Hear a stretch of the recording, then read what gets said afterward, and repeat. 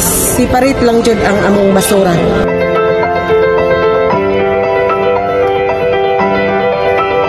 Manhira diri magkalat-kalat.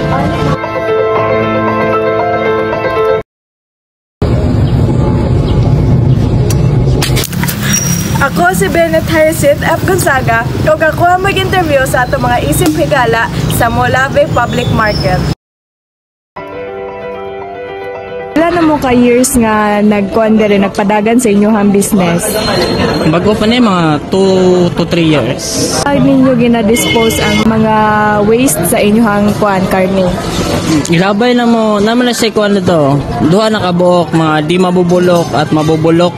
Among ginalahi o ginalain. Kaya sa oras na di na mo ilain, kasabaan mi dere, kaya na mo rag-watcher dere. Kaingon ra ba ta, sir, nga ang pag-segregate ninyo dirig mga basura kay successful ra, sir? Okay rin man, last na reklamo dere, murag ito niya tuig pa.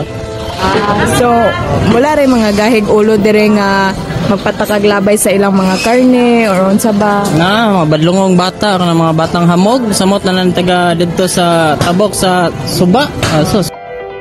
Nagka-focus ra mo sa inyo ang business nga dili mag-provide og daghan nga hugaw pa. Sakto, mo na sakto buhaton po.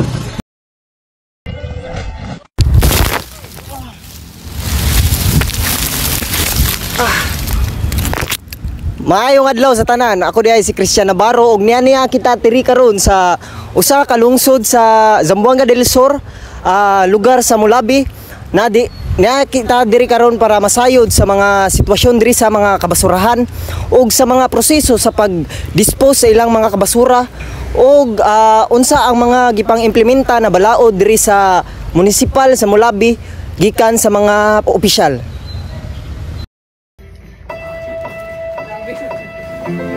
So, bisig isa ka matindero diri sa Molave, sir. Unsa man yung sitwasyon diri about sa mga basura? Wa may problema diri kay isigregate naman sila diri. Isigregate ang mga basura, pick up mo na sa basurero. After ninyo magtinda, sir,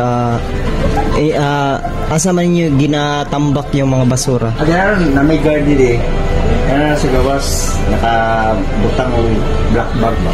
Napod na siya mga adlaw na kano sa pick up yung basura. Unsa mang mga ito niya tinabuntag na pick up.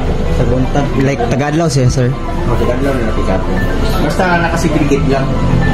Malata, plastic, segregate lang pagkabutang madilingon sagol-sagol bitaw. Dili pick up mo sa basurero basta sagol-sagol. Yeah, napoy mga balaod na gipang implementa diri, sir, like mga multa nga. Multa wala, pero balaod na implementa diri plastic, bago ng plastic. So karon kami diri gagamit ni mga disposable cup na katong karton, wala mo gipanggamit diri tanan. Bulsita kung netito bulsita. Wala mga karton na yung gamit ng pati juice lang o karton, baso na karton. Ako si Edlyn Grace Marfentes ug ako ang mag-interview sa Molave Bus and Jeep Terminal. Og padulong ang mga basura nga gikan diri sa inyong tindahan. Gi-segregate man ang basura dire, lahi ang balitulo ka. Lahi ang plastic, ang kanang malata, tapos kanang sigaran dali recycle. So pwede po manguntahan natin o kanang ipangkuha sa mga basurero o ahapon na siya ipadulong. Dito sa mabuhay na may kuan dito basurahan nga Tas kanang naabay mga multa ignaay kanang mga tawo nga mapapataka og labay. Kuan ang multa kanang magbaligyan sila kay kumawan dinadaran sila train 500 ang first offense. 500. Ang among basura, ma'am, ang among pahigayon is gilain na mo ang malata kanang para na gani ilawg bitaw siya sa baboy or ero kung pwede pa siyang makaon amo nang gilain. So ang plastic food na karya sa mineral sama ining ingon ani amo pud siyang gilain. Tulo siya ka partida nga klase sa basura nga amo siyang gibuhat diri nga among gilain. So ingon ana ang among mga pagpamaagi. So naa sa likod pwede dito siya makita ang plastic o ang malata o ang dili malata. Parit lang jud ang among basura. Mao lang pud ang ila ang palisi sa amo adinhi nga ipalain ang malata, dili malata o katong malata. Okay. Ako si Clint A. Salasan ang na-assign sa mag-interview diri sa trabahante sa Mulave Plaza. Ani dita karon diri sa LGU kay mag-interview ta og kanang worker diri jud sa LGU. So, kuya, unsa ba nimong pangalan? Ako si Julian Siliakay. Pila naman kagatuig nga trabaho diri kuya?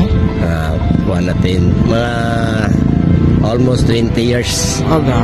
So, sa imong 20 years na pagpanarbaho kuya, unsa imong nabantayan sa kanang about aning solid waste aning Mulave? Specifically diri sa plaza.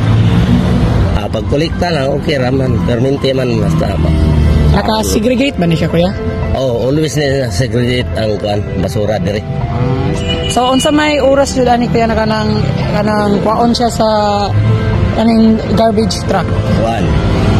Every morning. Yeah. Ay, so kada buntag ra na siya kuya. Kuha yung buntag, anto mahuman ang ilang schedule.